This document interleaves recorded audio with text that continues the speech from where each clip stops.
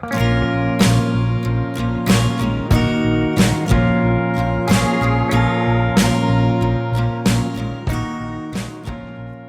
and welcome to episode 47 of Viv and Dave's Real Voices of Happy Valley. In this episode, we talk to Nicola, who is a lollipop lady. And of all the people we've talked to, we reckon keeping kids safe on the road is one of the most important things you can do. It's just lots of other things besides, and has an interesting take on the paranormal. I walk down to town every morning to get a newspaper, and I always see Nicola chatting to parents, helping kids across the road, and it just occurred to me, there aren't any more important jobs than that, really. No. And there's a definite community benefit. And she was recognised by her community for the part she plays, wasn't she? She was, yes. Which you'll hear in the interview. And it's fantastic. Anyway, so let's shut up and listen to our chat with Nicola in the corner of Todmorden Cricket Ground. Yes. Okay, so we're sitting in the corner of the cricket club in Todmorden. The cricket pitch, we're outside. Yeah, fair enough. In the corner. Everything I say, she corrects me. Yeah, it's my job. You probably need correcting. Fair enough. With Nicola, now I see you most mornings when I was just walking down to get a newspaper and back, helping kids across the road. Yeah. Going into, what's the school called? It is. Todmorden TV School. Yeah. Oh, it used to be, well, we still go by National. We still call it National School. Do they? National School? Yeah. That's me why, but it is actually, that's what we call it, but it is actually officially Todmorden TV School. So it's got an old name and an official name. Yeah, well, I think it is actually, that school. Yeah. I think it's over 170 years old. But anyway, so, I mean, we've spoken to lots of people, musicians and artists, and people who sort of go foraging around the woods and everything. And I thought, actually, this lady helping kids across the road and making things safe for kids, that's a much more important job than most of the others. To be fair, I only took it on really because my children were at the school. It was really hard. I've always worked in pubs and done stuff like that, and then when it came to have my children, I had a bit of time off, as you do as a mum. Mm-hmm.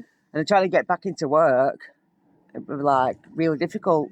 And then I had the opportunity to go and work in the school and do the crossing. Obviously, when a job choice that I wanted to do at the beginning, really. But yeah, got grown to love it, to be fair. So what's your actual job title there? So, at the school, I do cleaning. I also work in the kitchen. And I do crossing patrol. Which I've actually won an award for. Have you? Yes, oh, so we did. Tell us about that, Nicola. Well, it was the Pride of Todmorden. Last year, 2 years ago, about 2 years ago. A lady thought, right, that's it, I'm just going to do the Pride of Todmorden. So they were like sports, the teachers, the best sports person, the best lollipop lady. And I won it. Like, whoa, that's fantastic. So I was right to think this is a really interesting woman doing a good job. I won't say that interesting. So what did you get? Did you get a medal? No, or a certificate, I tell you what, I got a certificate and I got a cup with my face on it. And so every school, or maybe like at sports centre, so everybody put somebody forward, and then you went online and you nominated, like my son, he did really well. He was in cricket, and they won. They won all the schools. I think they got like 1,800 schools, something, and their school came top. It went down really well. That brought all the community together, and we did it at town hall. The one who won it, we got a good night. Great. Right. So was that 2 years ago? 2 years ago, yeah. And like us, you're not originally from Todd, are you? But you made it your home. No, so I'm from Rochdale originally, born and bred, but my mum from Littleborough, dad from Rochdale. I gradually, I think I sneaked up here when I was about 23, and then I moved here when I was about 30. Yeah. But coming back to my roots, my great grandmother from Todmorden. Right. My great granddad from Hebden, and then found out my great grandma is actually buried up Epsom, so actually I came back to my roots. So I am from Todd. So does it? Yeah, it must feel like home. Yeah. Are you glad you made the move then? I am glad. I bring my children up here, my sons. 13, nearly 14. My daughter's 11, and I want to bet, what a nice place. I wouldn't like to go back over that border, back over to Rochdale, or even to back over to Burnley. I love it here. Yeah. Your kids are safe. You know where your kids are. I mean, look what you've got on cricket ground. It's fantastic, isn't it? It's brilliant. Just beautiful it's brilliant setting. Both kids play cricket. So, like last night, I was in Darwin last night, so I didn't get on till 10 o'clock. So my son was playing cricket. What, playing cricket for Todd? But we played for Todd. Both my kids played for Todd. So we were all over the place. Yeah. So we've got a game here tomorrow. Another game on Friday. My daughter plays a little bit of. Yeah, just busy with cricket. Yeah. It's kind of like sad. Hi. Oh, we've been busy. We're recording a podcast. So we do know some people. So there you go. You said you didn't know anybody. Yeah. Sat here. Didn't my wave to you.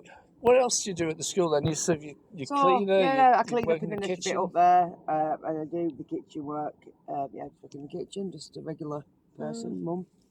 So presumably your children aren't at the Well, school actually, anymore. my daughter's actually left this year. Oh, right. She goes to high school in September, so. Right. But I've got all my nieces and nephews through the school. Yeah. Every year, it's got a my niece or a nephew in it. Oh, that's nice. So- Yeah. So you must get, given the job you are, helping kids crossing the road and what have you. Yeah. It's not just kids, it's the parents as well. Parents, I know everybody. So you get to know everyone. Get to know everybody. Because I know everybody anyway. At first, when I first got the job, a bit embarrassed, but then once I've seen everybody and we had a laugh and a joke about it, then. Well, it's not an embarrassing job. Oh, is it? not what, dressed in orange. Somebody who dresses all in black and a bit of orange. Is that Oh, right. I've seen me from Moon. The outfit's not as cool. No, not really. It's like a sexier bit uniform or a bit more, Uh-huh. I used to work as an extra for film and television. Right. And there was one time they said they were doing an advert for a toy shop and they wanted me to be a lollipop lady, with the high-vis long thing on and the stick, and see 4 giant tortoises across the road. And did you? Yeah. And they all had little jockeys on them, like they were supposed to be Ninja Turtles, I think. And they all had little toys on their backs, and I had to see them across the road. And then did you get into that? Saw an advert saying Was it? extras wanted. I don't do it anymore. It's too much standing round and waiting about. not enough Yeah, pay. yeah. You haven't had to help any turtles across No, the I road. haven't. But that was quite exciting. Yeah. Well, I don't know. I have actually, when it's World Book Day. Oh, yes, of course. So You must get some... I don't dress up because I have enough of dressing up, whatever. But I do have, you have all sorts of kids coming in Yeah. dressed up. As, Yeah. I don't know. Alice in Wonderland. You've got Mr. Fox. So Yeah. so I actually have. I haven't done any turtles yet, but I've done some foxes and stuff. Oh, well, that's great. Yeah, that must be lovely. So yeah. But you like the wild and wacky side of Todd. Well, I do. Yeah. UFO. Obviously, it's known for its UFOs. Yeah. Do you believe in it? Not sure. Jury's out for me. But The word I believe is unidentified. I wouldn't want people to be sort of, proving that there were spaceships or anything No, but it else. can't be the only planet that's got some kind of living. No. Sympathetic with the... Well, But there's evidence that there has been life on Mars. The scary thing about Mars is that there's evidence that there used to be life there and that they've had global warming. Killed everything off. Killed it off. Yeah, that makes So sense. it makes me, So there might have been people like us millions of years I've not ago on seen Mars. anything. So I was going to say, have you seen anything? Yeah, so I used to live up near the pub Herring Hounds. So I used to work there as well. This is my nephew. It's all right, Ralph? Is there anyone who's gone past you between us? We haven't. Yeah, known? well, Not yet, no. So there's a pub Herring Hounds. So I used to live on Ashenhurst Road, which is just at the bottom right across. That's at the bottom of Ashenhurst, isn't it, there now? So I lived there anyway. One night, I think it was a Sunday night. It must have been a Sunday night. So one night, definitely a Sunday night, I goes to bed. At the time, I got a dog. My son must have been a baby. And I got woken up with extremely loud noise. It was deafening. And I sat up out of bed and something in my head told me to lie down. And I did as me told. I did. Yeah. So anyway, I did. And I kept on waking in and out with my sleep. And I kept hearing this big noise. Anyway, that was that. In the morning, so my partner walked the dog. And it's rustling through this big high grass. And all of a sudden, it was nothing. So my partner come down and said, you need to come up and see this. You need to walk up here. Anyway, I walked through this like bit of grass, real long grass, it was like up to my chest. So then all of a sudden, to nothing. It was that flat. It just went with my story of about how loud something hypnotic was. It was loud, the noise. And then this patch of grass, like something had landed and squashed all the grass. Wow. So I've never seen anything, but I've seen that. My partner saw that and he made me walk up there, but even though he didn't hear the noise, he just went with my story. So there you go. Oh, wow. Yeah. Could be you're particularly sensitive. So, they've had like little signals. acts on in pubs, even though about hypnotising. I can never be hypnotised. Oh. You No. can't be hypnotised. No, I can't. You know, there were a bloke, it was brilliant, came to the pub many moons ago. It's at White Hart. Obviously picked up some people to hypnotise and it just couldn't hypnotise me whatsoever. Oh. Oh, is there something Yeah, weird about you? Yeah, I've got a low attention span, probably that's what it is. Yeah. Well, that's a shame, though, isn't it? Yeah, well, I watched everybody else do what they were doing, and it was like they just like tapped me and told me to go and sit back down. Yeah, go sit down. You're ruining my act. Go away. Yeah. So where was that? Was that in one of the pubs? So that was in the White Hart. I mean, it used to be Wetherspoons, but going back, God, going back. Oh my word! I bet I'm going back 18 years. Oh, right. Probably some years, don't I? So yeah, it was a good night. Yeah. But obviously, just tapped me up back and told me to go and sit back down because ruining everything. Your extraterrestrial vibes. Yeah, must have baby, been yeah, putting something them going on. So, yeah. But that wasn't beef, you see. It was so loud, so deafening. There's no way, there's only me that could have heard that noise. But something told me not to get out of bed and told me it's in my head. Yeah. In my voice as well. It said, lie down, mind your own business, and that's exactly what I did. But every time I went in and out of sleep, I could still hear that noise. Like I'm going to sound like a little bit like potty now, aren't I? But yeah, that's what it was. And then the grass proved it all, you see. So there must Like be a something. So there must have been something, like a big, Oh, right. So there you go. But it is actually known. Isn't it? You know, Do you think there's something about Todmorden that yeah, well, they say that, either, don't they? They say makes things arrive here or makes people see things? Well. That was a bit cynical. Well, we're a little bit, weren't it? Just 'cause, well, one day, when you hear that noise, you'll think, oh, yeah, I know what you're on about now. I didn't mean it in that way. No, I don't know. It's like a lot of houses around here are haunted. Do you believe in that? Like I said before, I don't not believe in things. I'm open-minded to anything, but I believe you've seen a ghost. Well, my house was haunted, and it's it? known to be haunted. I moved out now. I lived there for 10 years. I've had Vicky's out to bless it, they're still not. And then I told it to a psychic, and she told me my house. I knew it were in my house. So what's it haunted by? A lady. She used to peep at me. Yeah, very bizarre. First day we moved in the house, I felt something in the house. But you don't try and believe. A bit like Scooby-Doo. What sense the presence? Yeah. I got this overwhelming feeling all the time in the house. It's scary as well. A bit like Scooby-Doo, really. So I used to run out the house. I just think, oh. It wasn't a bunch of pesky kids. No. And someone taking the mask off. Yeah, no. It was me down. No, but it like that. So yeah, we're going on for a long time. I was there for about 5-6 years. And I knew my house was haunted, but I didn't want to think it was haunted because it's scary. It was scary. And then one night do this, I think she was called Lockhard. Chantal Lockhard. She was brilliant. She was doing a gig at the Catholic Club, which is just near my house. So we got a ticket. And then she says, who's having spooky ongoings on in their house? So then I just put my finger up, said, me, left it at that. And she said, she peeps at you, don't she? Oh. And I went, she does. So I was sat here watching, my telly. Front room, stairs is there. She just go like that. So when she went like that, everybody went like that, even my dog. It was very bizarre. So you can see something out of the corner of your Corner eye. of my eye. And she just said, she said, she's not you. She comes with the house. And she's, yeah, she was brilliant. And she's harmless. And she said some other things. But she retelling a conversation I had in my front room with me and my friend. And she replayed it, and what she said, the woman dead, or the ghost, whatever one it is, I told her to tell me, and she replayed it, and I just thought, there's no end in this world she would have known what she said. I mean, at the time, I had a few gins, so I was a bit giddy when I got home, but then when you reality it, in 2 o'clock in the morning, thinking, my house is on. She used to hang around in the attic, and she'd come down the attic, and you could hear her walking downstairs, and then she'd hang around on landing. Very bizarre. And then one day, my son said, Mum, I couldn't sleep last night. And I said, why didn't you just come downstairs? And he went, well, over the lady. Oh. She had long hair. Now, I've actually got a picture somewhere that I've took of my son, and the lady's near him.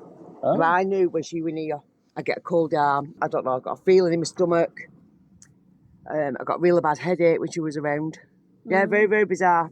So when it come to terms with it, so I said to the Chantel Lockhart, I said, how do you get rid of them? How do you stop them coming near you? And she said, just tell them to go away. And yeah, so one night she made herself very present, this lady. She really scared me, but I weren't in the mood for anybody. And I just said, listen, this is my house. Go away, I'm really not in the mood for you today. And then that was it. You never had it again? Never had it again. Oh, no. Wow. But I had her for like 9 years. Yeah. Oh, wow. It's a long time. Yeah. And then I moved, so... But the house is known to be a funny house. I used to get a lot of deja vus. And in fact, have you heard of the bloke Alan Godfrey? Yes. Oh, yeah. The policeman who saw the... Yeah? Saw the UFO? Yeah. Well, how bizarre is this? So we was on a chat on Facebook, go back 5 weeks, something. I was on about UFOs. I think actually there was a woman writing a book or something like that, and she just wanted some tales of Todmorden. So I wrote something about my house. Somebody said it's the Yorkshire Stone. Now when my house, I'm not going to tell you that, so it's mentally, yeah. But when my house was haunted, I didn't want it to know it was haunted. So I kind of like went down the parallel universe bookways or whatever. Yeah. And like Have you been to the UFO thing at the Lion? Pardon? Have you been to the UFO? No, I haven't. No, have you?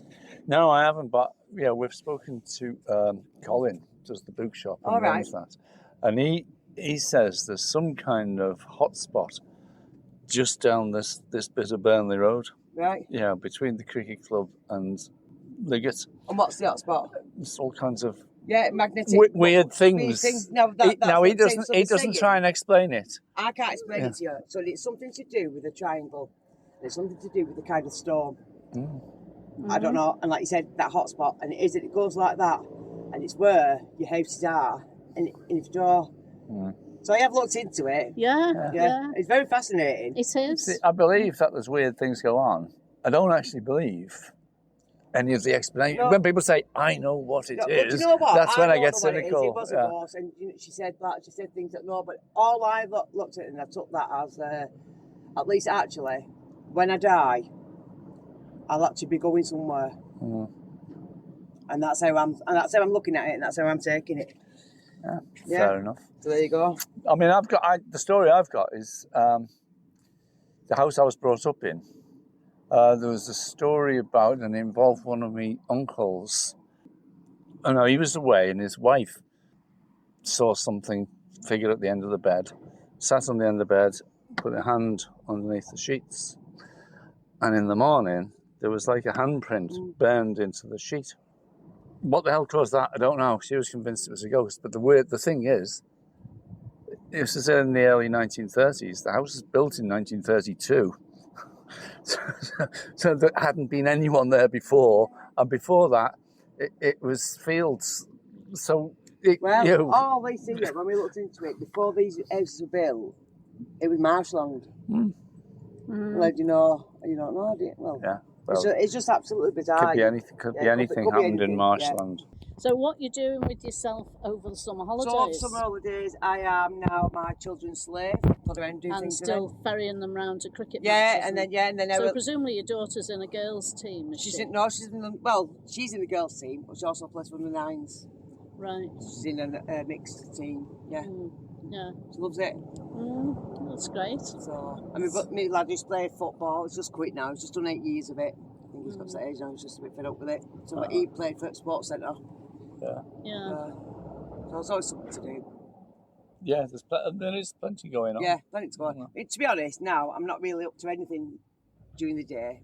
But like we've turned into night owls, not school all day because we've got cricket. So by the time we set up, like yesterday, I set off at 4:30 to go to Darwin. In the morning? No, I was afternoon. gonna say, No, bloody hell, it's blimey. only 1 Yeah. 4 for us. No, in the afternoon, and then I didn't get up back till 10 last night. Gone 10 last night. So it's So like I said, we're turning to night owls a little bit. So they keep you busy. Yeah, keep you busy. Yeah, Right. Okay. yeah. Are we done? brilliant. Right, yeah. Okay. Right. Cheers.